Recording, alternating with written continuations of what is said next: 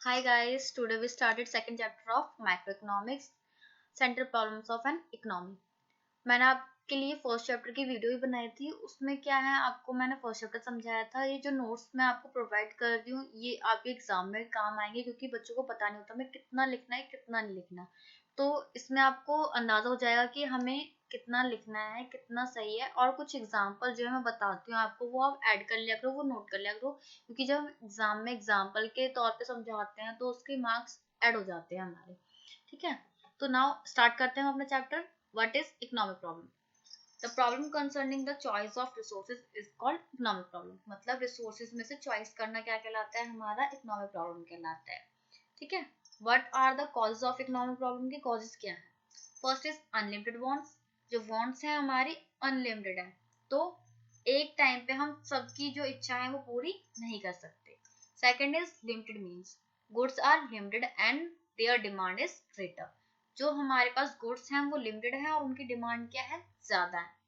ये एक क्या है, हमारे लिए कारण बनते जा रहे हैं। ठीक है, अल्टरनेटिव यूजेस कौन से होते हैं, मतलब आपके पास एक कोई चीज है उसको आप कई तरह से यूज कर सकते हो। ठीक है, वो क्या हो गया आपका अल्टरनेटिव यूजेस। तो हमारे पास जो रिसोर्सेज है वो कम है बट उनके क्या है, अल्टरनेटिव यूजेस है। फॉर एग्जाम्पल मैं आपको इसमें देती हूँ मिल्क का।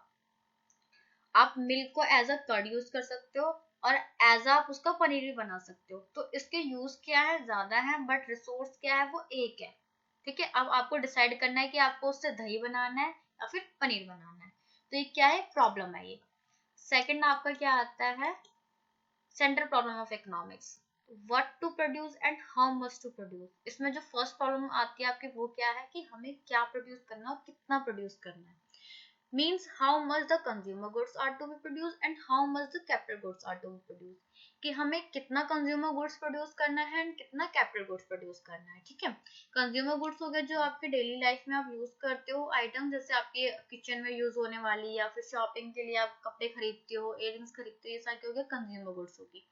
कैपिटल गुड्स क्या होगी, जो आपकी लैंड बिल्डिंग और आपका मशीनरी वगैरह क्या होते हैं, आपकी कैपिटल गुड्स होती हैं।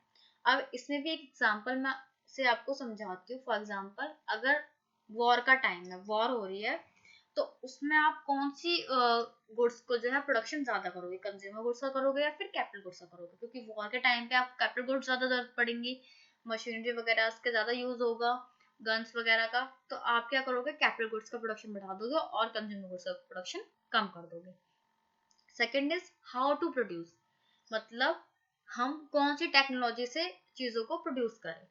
जैसे कि हमारे पास दो टेक्नोलॉजी होती है, labour intensive technology and second is capital intensive technology. अगर हम लेबर इंटेंसिव टेक्नोलॉजी यूज करते हैं तो हम जो है काम ज्यादा दे पाएंगे लोगों को, वो एम्प्लॉय हो पाएंगे और अपना सैलरी मतलब ले पाएंगे, कमा पाएंगे। ठीक है, अगर हम कैपिटल इंटेंसिव टेक्नोलॉजी यूज करते हैं तो उसमें क्या होगा कि लेबर अनएम्प्लॉयड हो जाएगा। उसको मतलब एक मशीन क्या करती है, 10 लोगों का काम कर लेती है, तो उसमें तो 10 लोग हैं वो अनएम्प्लॉयड हो जाएंगे। जैसे कि हमारे इंडिया में क्या है, लेबर ज्यादा है, तो हमें कौन सी टेक्नोलॉजी यूज करनी चाहिए, labour intensive technology.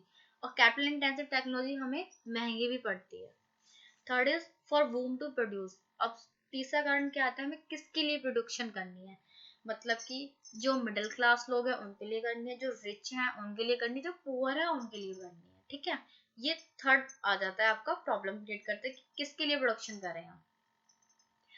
Next is what is the production possibility curve. Production possibility curve क्या होता है, it's a graph that show the maximum combination of two products that can be produced using available resources and technology।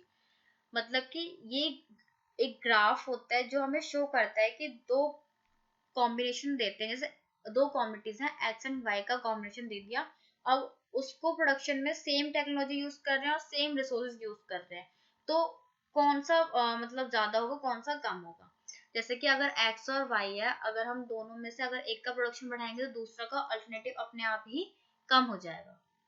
ठीक है, और जो possibility curve होता है ये हमेशा स्लोप जो होता है इसका डाउनवर्ड होता है हमेशा, और जो ये होता है कॉनकेव होता है to the origin of point. Point of origin से हमेशा कॉनकेव शेप में बनता है और डाउनवर्ड साइड होता है, क्योंकि जैसे जैसे हम एक कम्युनिटी की बढ़ाते जाते हैं दूसरा अपने आप कम हो जाता है, तो वो कॉनकेव साइड में हो जाता है और ऊपर से नीचे आता है, लेफ्ट टू राइट होता है।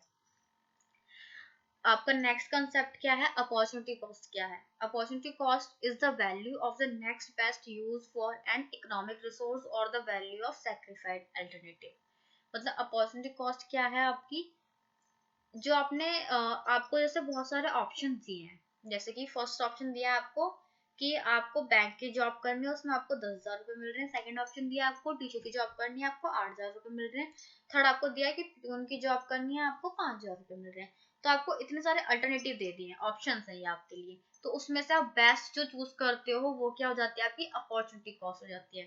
ठीक है, opportunity cost is the value of the next best use. जो आपको बेस्ट ऑप्शन जो चूज करा है वो क्या होता है, आपका अपॉर्चुनिटी कॉस्ट। जैसे कि मैंने आपको ऑप्शन दिए थे 3, उसमें से आपने क्या करा, बैंक जो है चूज करा क्योंकि उसकी सैलरी ज्यादा है। तो ये क्या था, जो आपके 3 अल्टरनेटिव थे उसमें से आपने 2 को क्या कर दिया, सेक्रीफाइस कर दिया, किसके लिए, अपने बेस्ट ऑप्शंस के लिए। थर्ड क्या है, मार्जिनल अपॉर्चुनिटी कॉस्ट। इसमें क्या होता है, the ratio of number of unit of a good sacrificed for produced and additional unit of another good. मतलब कि एक यूनिट को बढ़ाने के लिए हमें दूसरे यूनिट को कम करना पड़ता है। फॉर एग्जाम्पल ए और बी है, 2 क्वांटिटी है ए एंड बी। अगर हम ए का प्रोडक्शन ज्यादा करेंगे तो बी का हमें कम करना पड़ेगा। तो उसमें क्या है, जो डिफरेंस आता है दोनों के बीच में उसको क्या कहते हैं, मार्जिनल कॉस्ट कहते हैं। और जो हम चूज कर देंगे हमें कौन सा, मतलब किससे हमें प्रॉफिट होगा, तो उसमें उसको क्या कहते हैं, मार्जिनल अपॉर्चुनिटी कॉस्ट कहते हैं। थैंक यू गाइस, अगर आपको वीडियो अच्छी लगी हो तो प्लीज लाइक एंड सब्सक्राइब।